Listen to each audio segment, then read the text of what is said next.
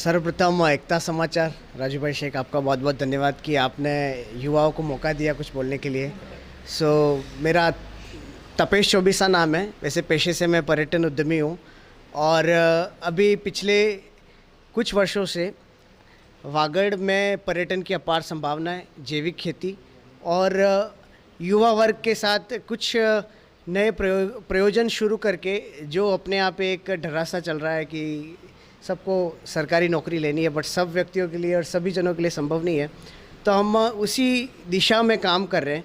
तो पाड़वा में ही मैंने एक जयरा फार्म हाउस और लेक साइड स्टे के नाम से एक प्रकल्प शुरू किया है, जिसमें हम लोग कृषि के क्षेत्र में नवाचार कर रहे हैं। जैसे इसमें जैविक खेती हो गया, उद्यानिकी विभाग से है और एग्रो टूरिज़्म का पूरा थीम है। तो 5 बीघे के क्षेत्र में हम लोगों ने ऐसा एक मल्टी कॉन्सेप्ट एक प्रोजेक्ट शुरू किया है और जिसके कारण अभी गत रात को श्रीमान एसडीएम साहब के सानिध्य में मेरे को आत्मा पुरस्कार और नवाचार कृषि के क्षेत्र में सम्मानित भी किया, जिले में प्रथम स्थान दिया और राज्य सरकार ने मुझे पारितोषिक भी दिया।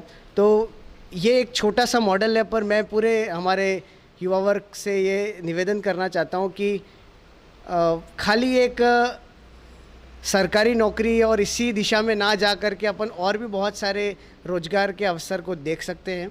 और वागड़ में प्रोजेक्ट है जिसमें अभी हम लघु सीमांत किसानों के साथ काम कर रहे हैं, जिनके पास 2 बीघा 5 बीघा ज़मीन है।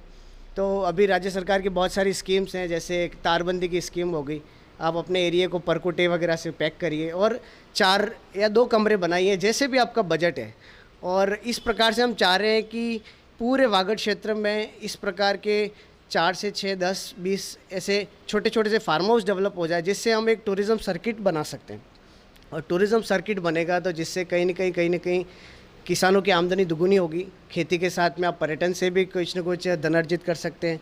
आप वहाँ पर रहेंगे तो आप फलदार पौधे लगा करके बागवानी में भी कुछ अच्छा स्कोप है।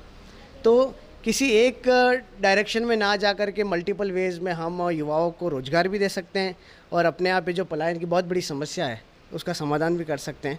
और अब मुझे लगता है कि कृषि को हीन भावना से ना देख करके कृषि को थोड़ा सा पॉजिटिव वे में देखना पड़ेगा, क्योंकि कृषि में अब पढ़े लिखे लोगों की आवश्यकता है। जैसे मैंने भी टूरिज़्म में मास्टर्स किया है, मैं सेंट्रल लेवल के इंस्टीट्यूट से पढ़ा हुआ हूँ, लगभग 8-10 सालों से दिल्ली में हूँ।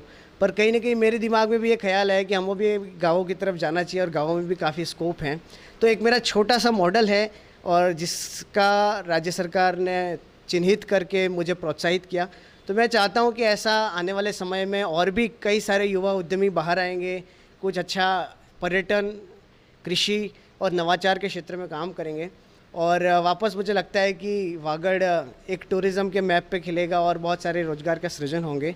और हमारे यहाँ पे एडवांटेज ये बहुत अच्छा है कि हमारे यहाँ के पास में गुजरात का बहुत बड़ा टूरिज़्म मार्केट है और गुजराती जो ट्रैवलर है वो बहुत अच्छा घूमने वाला होता है, उसका पेइंग कैपेसिटी काफ़ी अच्छा है और वो पूरा ट्रैवलर जा रहा है उदयपुर, कुंभलगढ़, रनकपुर, झवाई।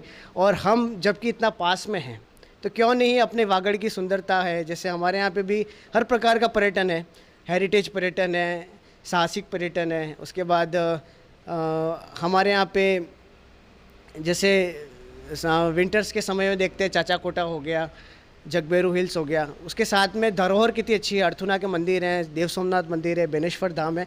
तो मतलब कृषि और पर्यटन को साथ में जोड़ दिया जाए तो मुझे लगता है कि इस पूरे क्षेत्र में क्रांति आ सकती है। बहुत बहुत धन्यवाद राजू भाई।